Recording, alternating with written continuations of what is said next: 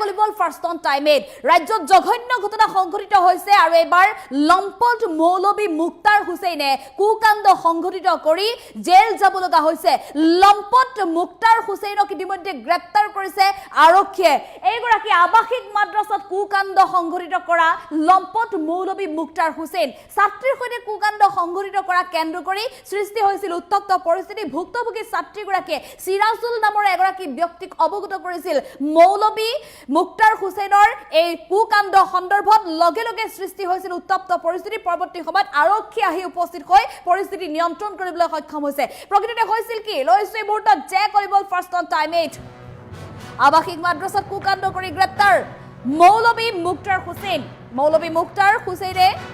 কুকাণ্ড সংঘটিত কৰিছিল ছাত্ৰীৰ সৈতে লম্পট মৌলবী মুক্তাৰ হুছেইনৰ কুকাণ্ডক লৈ নিখাই সৃষ্টি হৈছিল উত্তপ্ত পৰিস্থিতি গৌৰীপুৰ সাহেবগঞ্জ বানাত মাদ্ৰাসাত এয়া ভয়ংকৰ ঘটনা গৌৰীপুৰ সাহেবগঞ্জ বানাত মাদ্ৰাসাত সংঘটিত হৈছিল এই লজ্জাজনক ঘটনা সিৰাজুল চিকাৰী নামৰ এজন লোকৰ তৎপৰতাত পোহৰলৈ আহিছে সমগ্ৰ ঘটনা স্থানীয় ৰাইজৰ সহযোগত আৰক্ষীয়ে কৰায়ত্ব কৰে লম্পট মৌলবীক পূৰ্বতেও লম্পট মৌলবী মুক্তাৰ হুছেইনে কুকাণ্ড কৰাৰ অভিযোগ উত্থাপন হৈছে ঘটনাক গাপ দিয়াৰ চেষ্টা চলোৱাৰ অভিযোগ উঠিছে এতিয়া মাদ্ৰাসা পৰিচালনা সমিতিৰ বিৰুদ্ধেও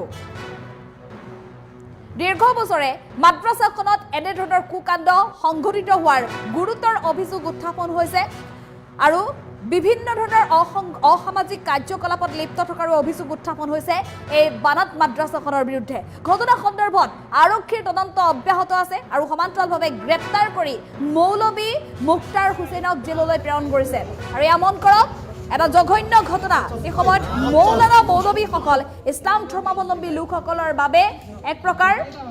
আল্লাহৰ দূত কাৰণ এই লোকসকলে ধৰ্মৰ প্ৰচাৰ কৰি ফুৰে কিন্তু ধৰ্মৰ প্ৰচাৰ কৰি ফুৰা এই লোকসকলে এনে ধৰণৰ এটা কুকাণ্ড সংঘটিত কৰিছে আৰু যাক লৈ প্ৰতিগৰাকী মুছলমানে এক প্ৰকাৰ লজ্জা অনুভৱ কৰিছে মন কৰক এইগৰাকী মৌলবী লম্পট মুক্তাৰ হুছেইন এটা মাদ্ৰাসাৰ আৱাসত সংঘটিত হৈছে এই ঘটনা ছাত্ৰী আৱাসত প্ৰৱেশ কৰিছিল এই লম্পট মৌলবী মুক্তাৰ হুছেইনে আৰু এগৰাকী ছাত্ৰীক বিভিন্ন ধৰণৰ সময়ত অশালীন বিভিন্ন ধৰণৰ মন্তব্য কৰি আহিছিল অসৎ উদ্দেশ্য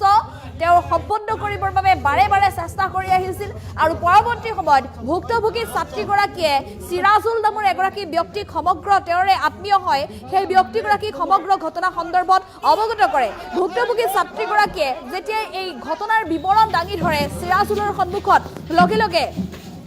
ৰাইজৰ কাষ চাপে সিৰাজুল চিকাৰীৰ সহযোগত এই স্থানীয় লোকসকল ওলাই আহি উত্তপ্ত এক পৰিস্থিতি সৃষ্টি কৰে পৰৱৰ্তী সময়ত এইগৰাকী লম্পট মৌলবীক কৰায়ত্ব কৰে স্থানীয় ৰাইজে আৰু খবৰ দিয়ে আৰক্ষীক পৰৱৰ্তী সময়ত আৰক্ষী আহি ঘটনাস্থলীত উপস্থিত হয় আৰু আৰক্ষীয়ে গ্ৰেপ্তাৰ কৰি লৈ গৈছে ইতিমধ্যে লম্পট মৌলবী এগৰাকী মুক্তাৰ হুছেইনক এফালে এইগৰাকী মৌলবী বিৰুদ্ধে আৰু বহু অভিযোগ উত্থাপন আছে এইগৰাকী মৌলবীয়ে পূৰ্বতেও এনে ধৰণৰ জঘন্য ঘটনা সংঘটিত কৰা অভিযোগ উত্থাপন হৈছে আৰু মৌলবীগৰাকীৰ এই কুকাণ্ড বিভিন্ন ধৰণৰ জঘন্য ঘটনাত মাদ্ৰাসা পৰিচালনা সমিতি সম্পূৰ্ণৰূপে মৌন থকাৰ অভিযোগ উত্থাপন হৈছে পূৰ্বে বহুবাৰ এই এনে ধৰণৰ কুকাণ্ড সংঘটিত কৰাৰ অভিযোগ উত্থাপন কৰা মৌলবীগৰাকীৰ এইবাৰৰ কুকাণ্ড গাপ দিবলৈ চেষ্টা কৰা অভিযোগ উত্থাপন হৈছে মাদ্ৰাসা পৰিচালনা সমিতিৰ বিৰুদ্ধে আৰু যি ঘটনা কেন্দ্ৰ কৰি উত্তেজনা অব্যাহত আছে এতিয়া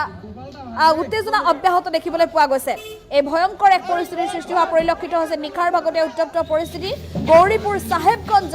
বানাত মাদ্ৰাসাত সংঘটিত হৈছে এই ভয়ংকৰ ঘটনা